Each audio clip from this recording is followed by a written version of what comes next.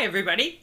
I was going to start a series today called How to Keep Yourself Alive, which was supposed to be recipes and cooking and food related to do with living day to day with mental illness. But since we're filming this in April of 2020, How to Keep Yourself Alive is a little bit of a more dark turn, but yeah, let's keep it. Let's keep it. It'll still be How to Keep Yourself Alive. Obviously, one of the most important things in our quest to keep ourselves alive is to actually enjoy our life while we're doing it. So, that's why today we are going to make queso.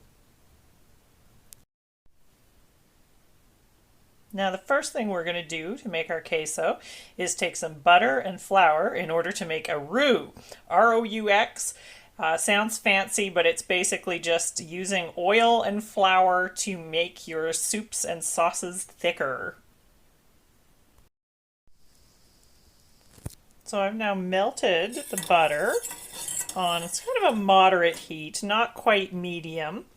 And as soon as I feel like it's a little bit hotter, I'm going to dump in my approximately 1 tablespoon of flour.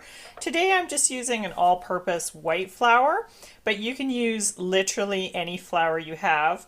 It's just better if it's a very mild tasting one. If you're using gluten-free, I recommend either rice or sorghum because they're very mild tasting, because you will taste the flour if you're not careful.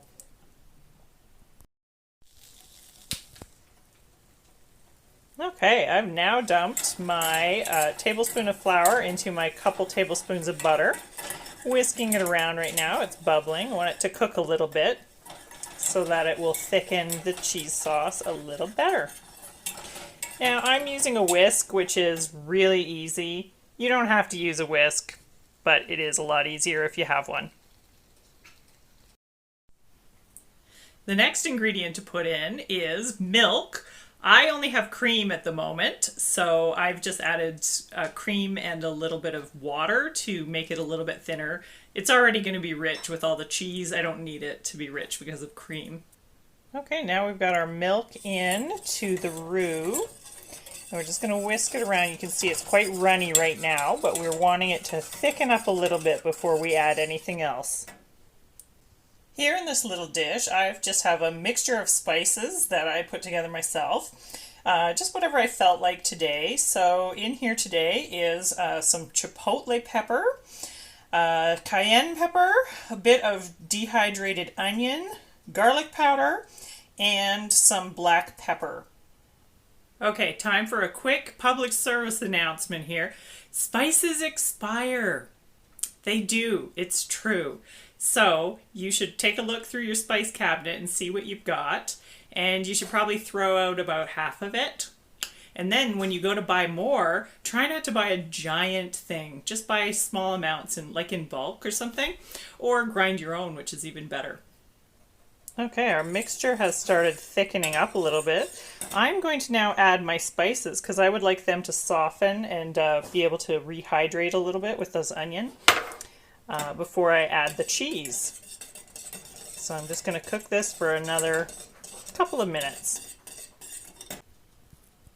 Now the last and most important ingredient in this, of course, is the cheese. Now I have cut up a couple of different kinds just to use up the last of the herb and garlic there at the bottom, and then just some regular, I think medium cheddar is what it is. You can grate it if you want it. I just found it easier at the time to chop it into chunks. If you do not have a whisk, I would recommend grating it, but if you do have a whisk, this is fine. Now, I am not going to tell you how much cheese to put in because you measure that with your heart. It's recommended to do about a cup to between 1 and 2 cups.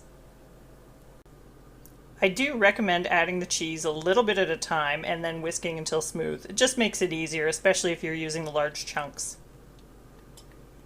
Thick, rich queso sauce, perfect for either dipping crackers or vegetables into, or throwing over top of cooked vegetables, or whatever you want. I'm not going to judge you for what you use this for. Thank you for joining me. I hope you'll join me again soon for the next one. Bye.